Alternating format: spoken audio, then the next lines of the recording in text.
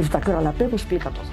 Y si además al apego le pones un adjetivo, es que todavía eres más fino haciendo la explicación. Y es una barbaridad. Este clip hace referencia al doble curso de análisis funcional avanzado y relación terapéutica que ya se encuentra disponible en la web de Engrama. Inscríbete ahora a precio reducido. Te quería preguntar ahora por algunas terapias, algunos enfoques, algunas cosas que también se van popularizando en redes y que dan la matraca con ello una y otra vez. Lo primero sería el tema de los tipos de apego. Tu opinión sobre eso, porque la teoría del apego realmente se ha popularizado hasta un punto ya enfermizo, de que por todos lados se comporta así porque tiene apego evitativo, apego ansioso, apego... Mira, cualquier cosa que me preguntes, le pongas el nombre de apego, le pongas cualquier otro nombre, va a tener la misma respuesta. Desde el momento que utilizamos una palabra para explicar cualquier cosa, eso ya es rechazable, la explicación en sí misma. Y resulta que ahora el apego explica todo. Y si además al apego le pones un adjetivo, es que todavía eres más fino haciendo la explicación. Y es una barbaridad. O sea, las clasificaciones morfológicas, y mucho peor las morfológicas que se convierten en explicativas, son la antítesis de la psicología científica. O sea, yo no las considero. O sea, te lo digo de verdad. O sea, yo empiezo a leer algo sobre apego, y es que ni siquiera me paso el trabajo de intentar traducirlo. Digo, o sea, que otro pierda el tiempo. ¿Qué problema hay? Pues que cada vez tiene más difusión.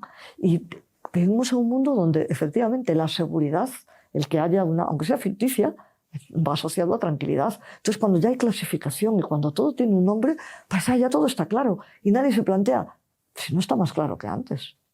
No te están diciendo nada. Y ahora vuelvo a lo mismo. Yo recuerdo, Marcos y Engrama en general, el cabreo que me cogí el día que me sometisteis a aquella situación donde había una chica con hiperactividad diciendo que desde que la habían diagnosticado todo había sido tranquilo y yo que iba a poner verde a las etiquetas diagnósticas. Pues claro, no puedes quitar ese salvavidas cuando una persona lo tiene. O sea, si tú en terapia tienes que quitar un salvavidas, es decir, tú no tienes ningún trastorno bipolar, inmediatamente tienes que tener otro preparado, pero no el tuyo, el que le sirva a la persona. Y entonces, utilízala. O sea, tú no puedes entrar como elefante en cacharrería. ¡Qué menudas chorradas que tú estás leyendo que si el apego evitativo! ¡Una menuda tontería estás diciendo! No, nunca. Sí, no la puedes desarmar. O sea, en ese caso además fue un error claro el armar un debate de esa manera, ¿no? No, pero lo digo ahora, ya han pasado años y ya he hecho muchas cosas con vosotros, es decir, ya el enfado se me pasó. No fuimos conscientes. Pero lo que quiero decir es que el hecho de que la propia sociedad y la academia esté colaborando en este tipo de ficciones explicativas es nefasto para el mundo que estamos teniendo. Porque cada vez, si ya hemos hablado, y no soy yo la más experta en estos temas, pero de este mundo donde todo es fácil, donde todo se consigue dando una tecla, donde ya no hay que hacer ningún esfuerzo para recordar ni para tener nada. Yo cuento siempre una anécdota de mi casa, en mi casa familiar, éramos 4 hermanos, mi madre, mi padre y una tía que era mi madre. O sea, yo siempre, quizá por eso en mi familia, las mujeres somos...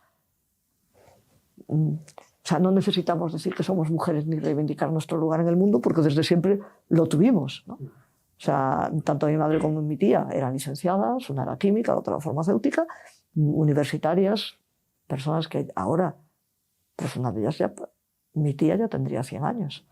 Entonces, en aquella época, ¿no? En la época de la posguerra española, de la posguerra civil, pues estábamos, siempre nos encantó hablar y utilizar la precisión del lenguaje.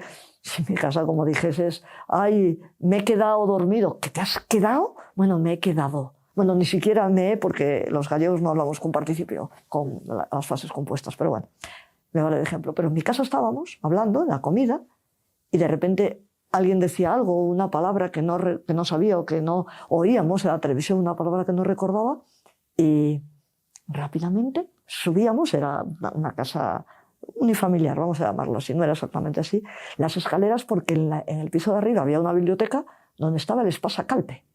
O sea, 100 y pico volúmenes. Y nos íbamos al volumen y nos dedicábamos a mirar.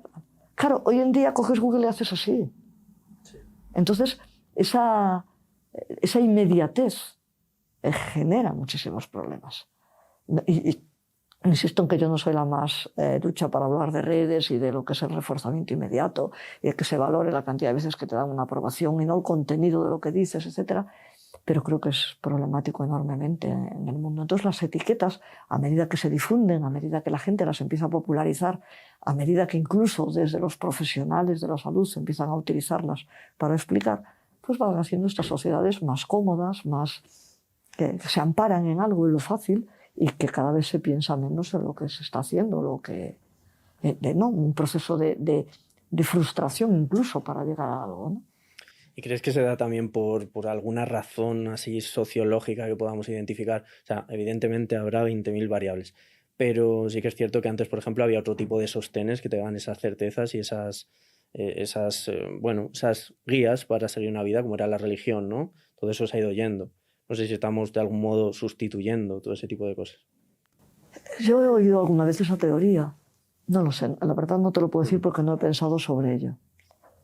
No sé si esto es otra religión, no lo sé. No he pensado nunca sobre ello. Yo pienso que se dan varios factores.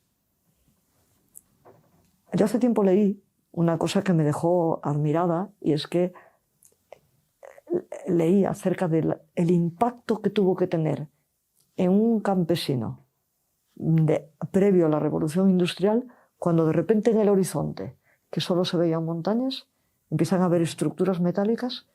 O sea, de la nada, nunca hubo edificios, los palacios eran lo que eran, los castillos lo que eran, ¿no? Cosas estancas.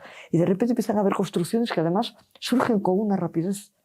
Y yo nunca lo había pensado, porque claro, vivimos en un mundo lleno de edificios y se hace una casa en 2 meses y no pasa nada, ¿no? Durante siglos no había habido ningún cambio de esa envergadura. Pero es que ahora, lo que antes eran siglos, ahora son años.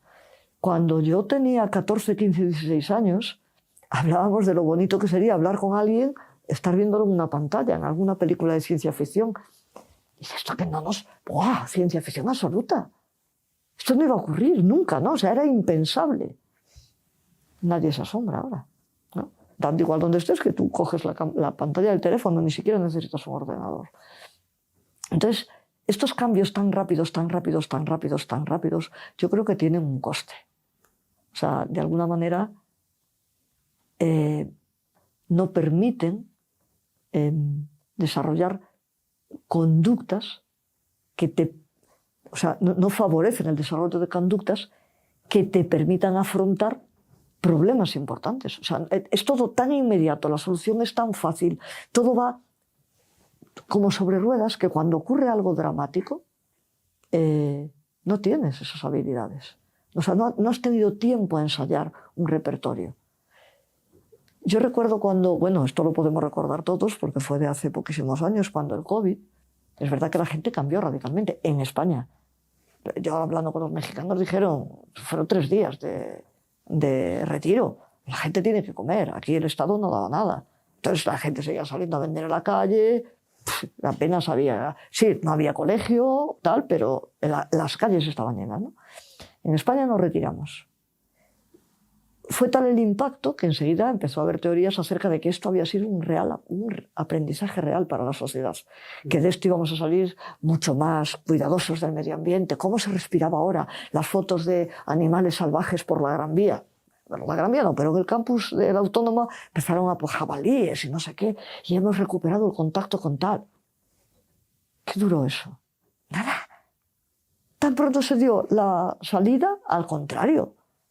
Las restricciones se quedaron aparcadas, te daba igual el medio ambiente, te daba igual la famosa distancia social, que es un término que siempre me pareció estúpido porque es distancia física, no distancia social. Nada, no aprendimos nada. Nada. Entonces yo creo que eso, que esta facilidad, este rodaje, esta poca necesidad de esfuerzo, que cuando aparece algo nos agarramos, quizás vaya por ahí lo de la religión, pues una etiqueta, una clasificación, y con ello ya tengo una explicación, que ni siquiera me planteo, ¿esta explicación me sirve? O sea, esto es, no, la explicación, ya está.